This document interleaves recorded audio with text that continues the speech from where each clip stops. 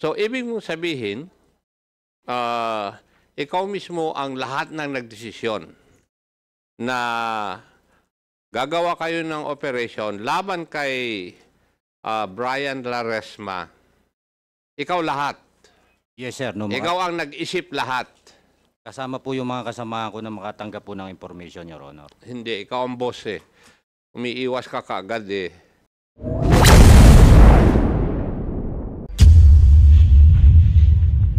As a matter of fact, kasama ka nga sa operation eh. Nandun ka sa area. Tapos sa affidavit mo, gusto mo pang umiwas. Ikaw ang principal, may kasalanan ito.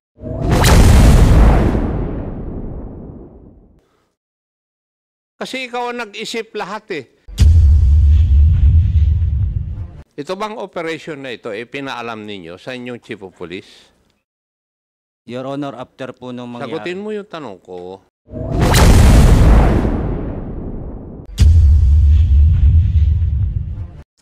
Sergeant Macaraig, Yes, sir. ikaw bang head ng DEU ng San Juan Police Station? Yes, sir.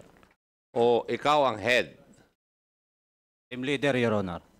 I beg your pardon? Team leader po, Your Honor. Hindi. Yung opisina na DEU ng San Juan Police Station, sino ang boss doon? Bali, sir, ay ako po ay Intel PNCO kasama po sa DEU at saka sa Warrant PNCO po, sa senior officer. Walang opisyal na assigned doon? Dati po, sir, ay meron, kaso kailangan po ng approval pagaling sa PIDEA ng DEU. Ay narilib po yung dati naming deputy, kaya wala pa pong order yung bagong deputy po, Your Honor. So, ang ibig mong sabihin, dadalawa lang opisyal ng San Juan Police Station, yung chief of police at saka yung assistant police chief? Bali po, sir, may dumating, nung una po dadalawa po, tapos may dumating pa pong kapitan na babae po, Your Honor. PD, why is that? Sila ng operation, hindi pinapaalam sa chief of police? Ano? Hindi po, sir. Hindi. So, dapat ipaalam. Sir. Ito bang operation na ito, pinaalam ninyo sa inyong chief of police? Your Honor, after po nung mangyari... Sagutin mo yung tanong ko. Ang tanong ko sa iyo, ito bang operation na sinagawa po ninyo ay pinaalam mo muna sa iyong chief of police bago nyo ginawa yung operation? Importante yun eh. Hindi po, Your Honor. Hindi. So, ibig mong sabihin, ikaw mismo ang lahat ng nagdesisyon na gagawa kayo ng operation laban kay Brian Laresma. Ikaw lahat. Yes, sir. No, Ikaw ang nag-isip lahat. kasama po yung mga kasamahan ko na makatanggap po ng information, Your Honor. Hindi, ikaw ang boss eh. Umiiwas ka kaagad eh. Iho. Ikaw ang boss ng DEU. Di ba? Yes, sir. So, ikaw ang dapat nakakaalam lahat ng operation ng DEU, di ba? Yes, sir. As a matter of fact, kasama ka nga sa operation eh. Nandun ka sa area. Tapos sa affidavit mo, gusto mo pang umiwas. Ikaw ang principal, may kasalanan ito. Kasi ikaw ang nag-isip lahat eh. Yung unang istorya na tinunong ni Chairman Abante, ikaw ang gumawa nito. Ang presumption ay ikaw ang gumawa ng istorya na yon. Tama? Yes, sir. Yes. Ikaw ang nagplano. Nung may nangyari, ikaw ang gumawa ng istorya. Pero dito sa affidavit ninyo, hindi pa rin ako kontento na nagsasabi kayo ng totoo. Kasi, hindi nyo sinasabi sa akin, o dito sa committee na ito, yung sino talaga yung asset na nagsabi na nandun na si Brian Laresma doon sa lugar. Yung kapatid ba ni Sergeant Trinidad o yung sinasabi ni Sergeant Perez na asset niya na hindi naman yata dumating according to my information? Alin ang totoo? Yung asset po na sinasabi ni Sergeant Perez. Ha? Yung asset po na sinasabi ni Sergeant Perez, Your Honor. Sino yung asset na sinasabi ni Sergeant Perez? Iba ba siya doon sa kapatid ni... Sino na yung investigador?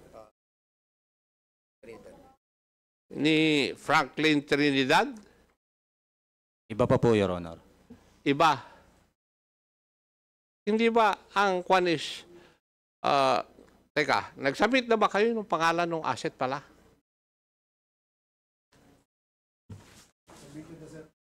Submitted na po, sir, with the COMSEC. Sir. Yung official siya na asset. Yes, sir. Na-interview mo na ba, Hepe, ay PD? No, sir. Eh bakit hindi nyo tinatanong kung totoo yung sinasabi ng kwan, ng mga taga San Juan? Sir, we just called the records coming from our intelligence branch, yung S2 namin. Yeah, but Yes, sir. when kung yung mga tao mo sinasabi na yun ang asset nila, nakausap ni the late Brian Laresma, bakit hindi nyo i-verify kung totoo? Kasi nagtataka ako, bakit napasama ka agad sa istorya yung kapatid ni Sergeant Trinidad? Yes. At nandun sa mga affidavit, dito na nabasa ko, yung kapatid ni Sergeant Trinidad kumukuha ng basura doon kay Brian Laresma allegedly. Pumasok sa affidavit yun eh. Kung babasahin mo yung bagong affidavit na binigay. Oh. Kaya ko tinatanong, sino talaga yung asset na ginamit? Kasi ang iniisip ko, yung asset na totoo, hindi dumating. Ang tumawag ang nagsabi na nandun si Brian Larenas ay si Franklin Trinidad. Oh, alin ang totoo? Magsabi kayo ng totoo. Hindi nyo, kulang itong affidavit ninyo eh. Kung bubuuin ko yung istorya, wala mga ito. Sino? Kasi kung hindi, mapipilitan kaming ipatawag yung asset.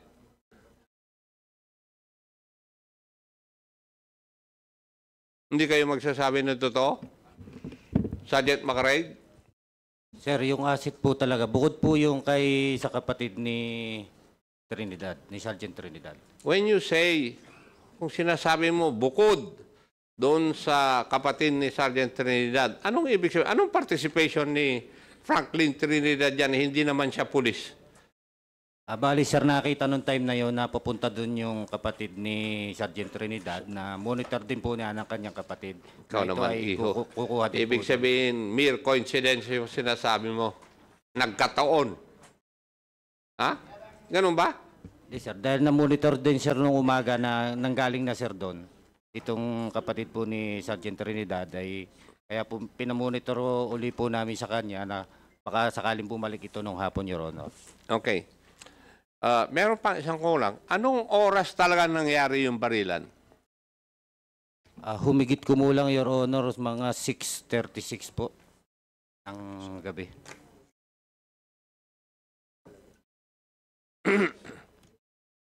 At ang tunay na nangyari, dumating yung kayo, nakasakay sa green na sasakyan, nakita kayo ni Brian, tumakbo siya, binaril mo naman, Sergeant Perez, di po ba? Kaya ang tama niya sa likod ng paa. Tama. Kasi yun naman ang istorya talaga eh. Pero, ang ginawa ninyo, gumawa kayo ng paraan, kagaya ng sabi ni Chairman Barbers, nung nabaril nyo siya, ginawa nyo ng paraan na maging legitimate yung operation ninyo.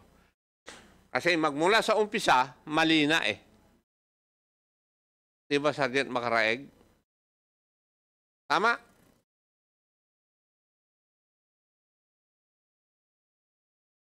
Kaya nagtataka ako, 6:36, 636 din yung pag-receive ng PDEA ng inyong coordination. Paano nangyari yun?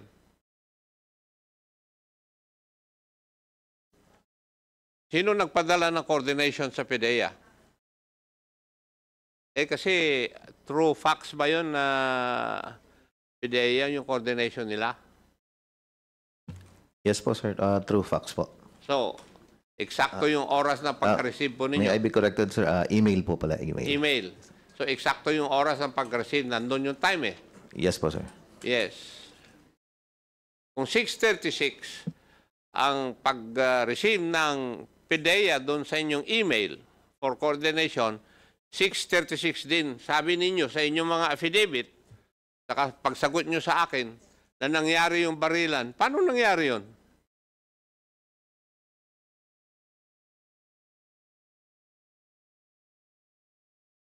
Sino makakasagot po sa aking katanungan? Paano nangyari yun? Kasi yung istorya ninyo, maski sa affidavit ninyo, hindi nga ako naniniwala eh.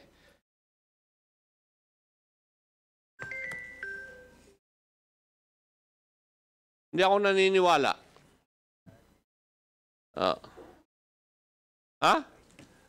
Sabi nyo nung last time, gagawa na kayo ng affidavit na katotohanan ang ilalagay ninyo. Pero hindi pa rin katotohanan yung nilalagay ninyo kasi normal naman yun eh. Naiiwas ninyo yung sarili ninyo. Kasi yun eh normal. Instinct of self-preservation. Pero nangako kayo dito sa committee na ito na sasabihin nyo na yung buong katotohanan. Yung sinasabi nyo yung katotohanan, kulang po eh. Kulang. Hindi pa rin nyo sinasabi yung buong katotohanan. Yun ang nakikita ko dito sa lahat ng affidavit na binigay nyo rito eh. And, Mr. Chair, since hindi naman nila ako masagot ngayon eh, mukhang totoo yung aking sinasabi eh. Actually, are you done, Chairman? No, gusto ko Not lang. yet. Okay, go ahead. I'll go to the Chief of Police.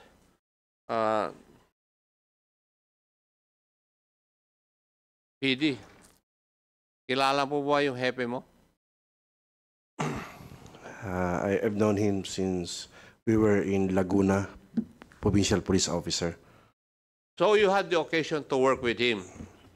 He was the investigation officer of Laguna PNP, while during that time, sir, I was the chief of police of Calamba City. Ikaw ba ang pumili sa kanya para maging hepe ng San Juan? No, sir, nadatnan ko na lang po, sir. Naratnan mo na lang Yes, siya. sir. Kasi, if you had had the occasion of working with him, then you would have known his capability. Tama po ba?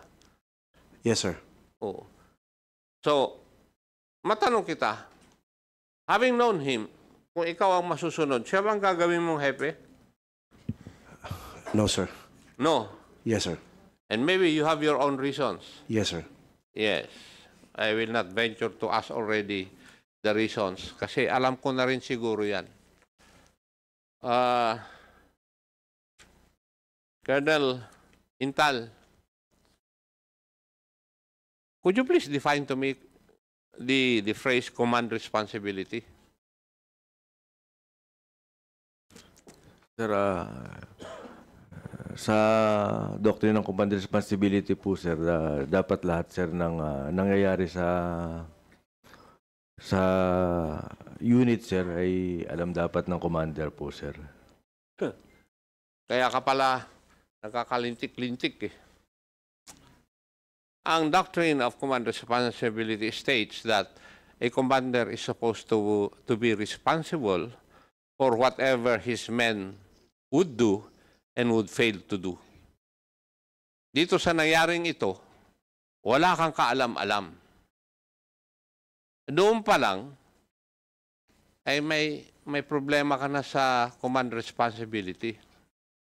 So, I think, PD, I think you know what to do. And you would know the charges that will be filed against him administratively. Thank you, Mr. Chair. Exactly. And under Executive Order number 226, Section 1, precisely, neglect of duty under the doctrine of command responsibility. Ayan, babasahin ko. Any government official or supervisor or officer of the Philippine National Police or that of any other law enforcement agency shall be held accountable for neglect of duty under the doctrine of command responsibility.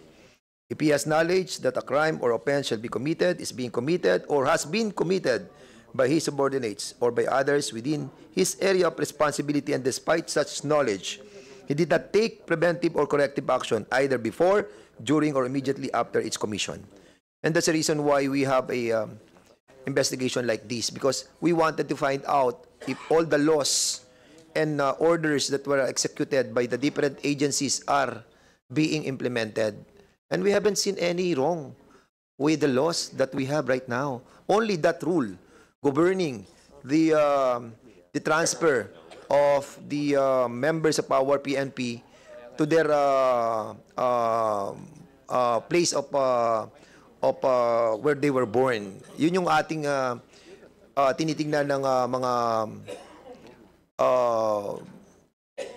advantage and disadvantages. And would like to direct the PNP, especially Chief PNP Marbil, na sana po ma-consider itong mga ganitong mga klase ng transfer of our PNP. I think it's high time that we have to review that ruling of the PNP. Kasi pag binabasa ko itong Executive Order number 226, saka yung 9165 ba yan? Wala akong masyadong makitang need to be amended. It's more of the implementation of the law. Strict implementation and the guidance of the superior of the areas. Nasa inyo nasa leader nasa hepe, nasa PD, nasa RD. Di ba? Encourage your men to accomplish a lot of things, but in a right way. Di ba? Ang sabi ng Presidente, labanan natin, lagi natin labanan ang mali at masama at lagi nating ipagtanggol ang tama at mabuti. So, yun ang sinabi niya. So, lastly, dahil mag-start na po yung ating second issue, andyan po si Congressman Alan Reyes, si Congresswoman Luistro, si Congressman Jojo Lara, and siguro bago natin patapusin, sige, pagbigyan ko lang muna yung mga biktima natin na nandito, I think karapat-dapat lamang po na kayo po ay bigyan ng pagkakataon para magkaroon po ng huling pananalita, because we are closing this issue. We have already tackled a lot of things, and basically we have found out that there are certain elements of our PNP organization that committed a grave abuse of authority. And I know that the PNP will do their part in order to merit the right penalty. Sige, sa mga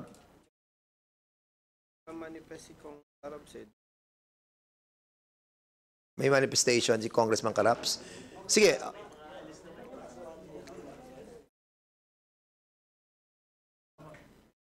Pwede rin. Sige. Bigyan muna natin pagkakataon. You want to say something sa ating pong mga biktima? Wala na po ba kayong sasabihin before we end? Because we will put a closure on the issue of San Juan. And I hope that, kasi alam nyo, sa totoo lang, ang dami namin hinihiring dito na hindi namin mabigyan ng closure kasi nga sa dami po ng mga resolutions and bills that we have to discuss, we need to close this one. So kung meron po kayong sasabihin, this is your moment, please.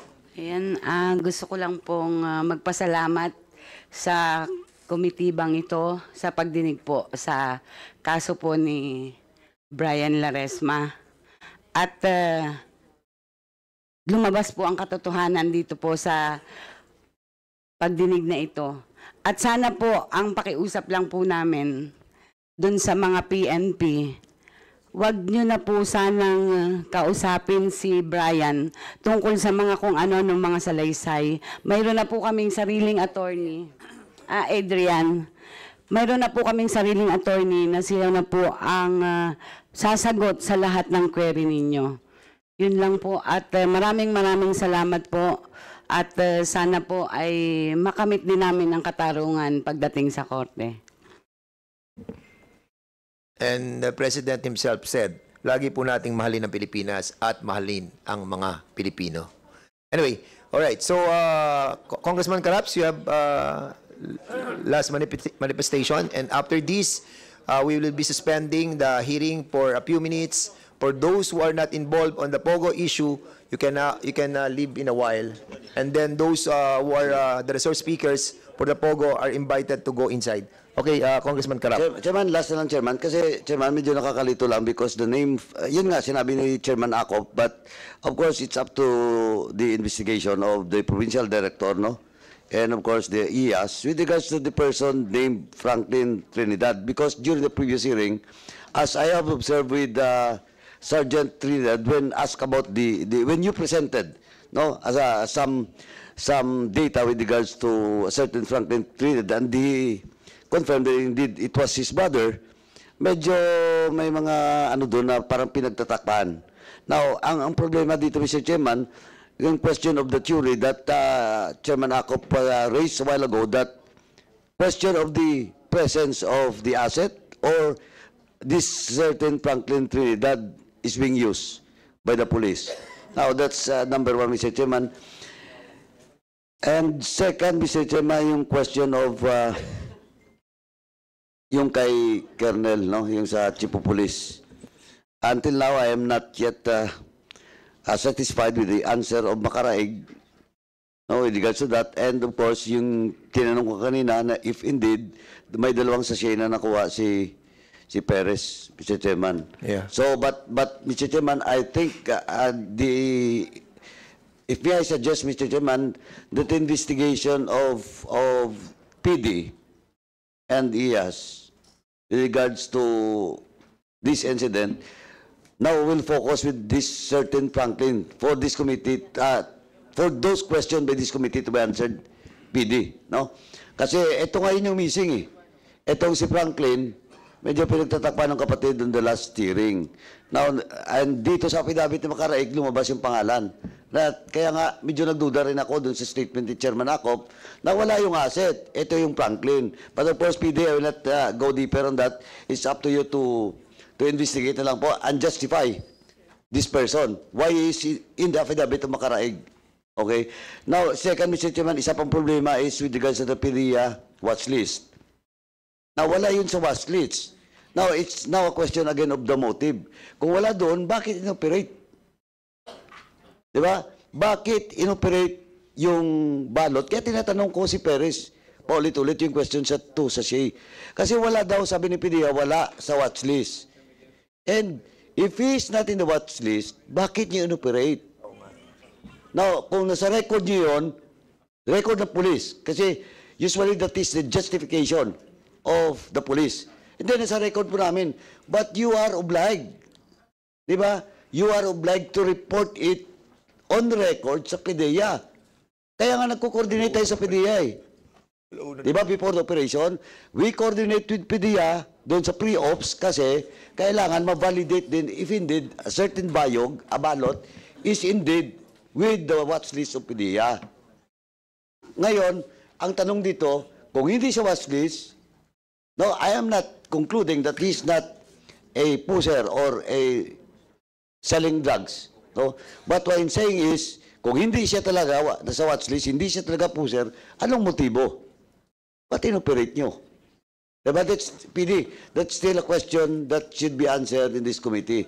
Para po doon sa committee report na gawin namin, especially ang chairman, at least po ma-detalye namin the involvement of those persons, no? And the explanation why ballot was not in the PDEA still.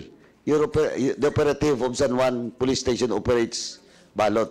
And eventually, unfortunately, namatay yung ballot. Thank you, Mr. Chairman. Okay, para magkaroon ng clarity yung yung isang issue nung tungkol kay Franklin. I think the very issue in there was dalawa yung dalawa yung kanilang parang isa meron silang asset. Yung kapatid naman ni Jefferson Trinidad allegedly involved sa using of drugs and at the same time buying. Sinundan nila yon si Franklin Trinidad, but meron silang isang asset also that will magpo-pose as a posture buyer. Unfortunately, nagpang-abot na doon sa tulay, kaya halos lahat na-adjust Inaantay nila yung sa PIDEA, hindi dumarating, kaya nung nalaman nila si Franklin na andun sa tulay, doon na pumasok yung sila Makaraig. I really don't know, no? Binasa ko lang yung inyong affidavit. And basically, yun yung nakita ko, no? And yun na nga yung sinasabi ko kanina, yung involvement nung kapatid, because they were assigned doon sa munisipyo na kung saan merong pamilya, merong mga kaibigan. And basically, yung procedure ng PNP na ibalik sila dahil nga nakakatipid tayo, tapos nagkakaroon ng sama-sama yung mga pamilya. But in here, na-involve din yung feeling doon sa criminal activity nung kanyang kapatid. So somehow, nagano tayo ngayon doon sa batas or sa ruling ng ating PNP on how to deal with this. Di ba? Kaya nagkaroon ng ganong emotion si Sergeant Trinidad, and that have to be corrected by the PNP. Dito sa inyong executive order or whatever ruling the PNP have, kailangan nating ayusin to. So, I hope that the organization of the PNP will be submitting to this Congress some new procedures on this policy that are being implemented by the PNP organization. I think we have served our purpose. The committee have find out that there are certain rules that have to be amended, like for that one. But Executive Order number 226, the Republic Act 9165 is so strong that needs no amendment. Implementation lamang po. So, with that, ang ating members, maraming po salamat. And we will be suspending our hearing on this issue. And we will be proceeding to the next item of our agenda, which is the investigation on Pogo. So maraming po salamat to all those who have attended, the resource persons. Maraming po salamat sa inyo. And this hearing motion is temporarily suspended.